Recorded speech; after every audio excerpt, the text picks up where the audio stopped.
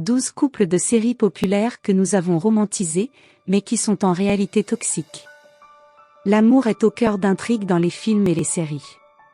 Cependant, le cinéma ne favorise pas les relations stables, et il semble que la culture populaire fonctionne pour normaliser et même glamouriser les relations toxiques.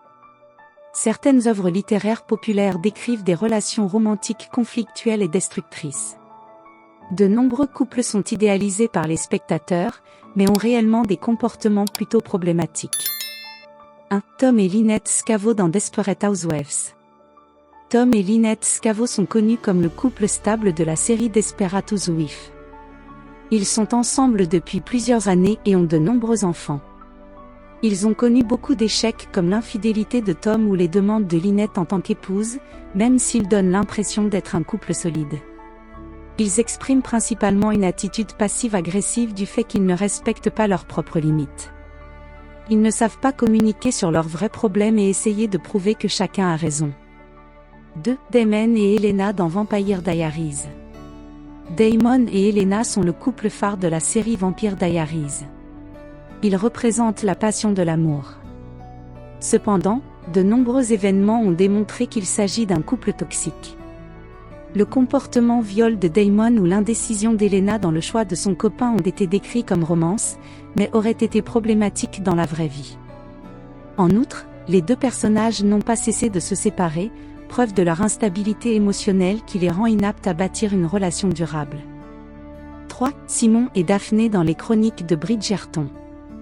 Les Chroniques de Bridgerton est la série phare du moment. Le couple de Simon Bassett et Daphné Bridgerton a séduit les spectateurs. Cependant, leur romance peut être controversée. Même s'il y a une véritable compréhension entre les deux protagonistes, ceux-ci ne savent pas communiquer ou s'écouter. Leurs intentions réciproques ne sont pas claires et ne s'ouvrent pas aux sentiments mutuels.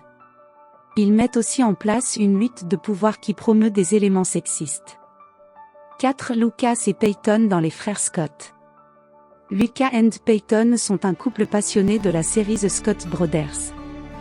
Leur histoire d'amour dansait au rythme des saisons, cependant ce couple reflète des dysfonctionnements dans les relations amoureuses. Incapable de choisir entre Brooke et Peyton, Lucas s'est trompé l'un l'autre sous prétexte qu'il était indécis. Peyton, d'autre part, a préféré sa carrière à une relation romantique avant de venir détruire le mariage de son ex. Les deux reviennent finalement ensemble, mais leur histoire montre une incapacité à assumer la responsabilité des sentiments des autres, mais aussi une peur de l'engagement. 5. Peter et Mary Jane dans Spider-Man.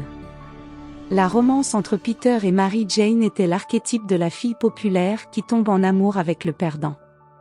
Toutefois, au fil des films, les spectateurs ont remarqué qu'ils ne forment pas un couple unifié. Peter est infidèle et embrasse une autre femme. Pendant que Mary Jane est jalouse du succès de son copain et du manque d'attention envers elle. 6. Aurore et Prince Philippe dans La Belle au bois dormant. La Belle au bois dormant est un classique de Walt Disney. En revanche, la relation entre Aurore et Philippe est plutôt controversée. Les deux personnages se retrouvent dans la forêt, tombent immédiatement en amour. Le héros la sauve et l'embrasse pour la réveiller. En 2022, cette fin est un problème pour beaucoup de parents ou spectateurs qui se posent la question sur l'enseignement du consentement et du message que ce dessin animé insuffle aux plus jeunes. 7. Rory et Logan dans Gilmore Girls. Rory et Logan font partie des relations phares dans la série Gilmore Girls.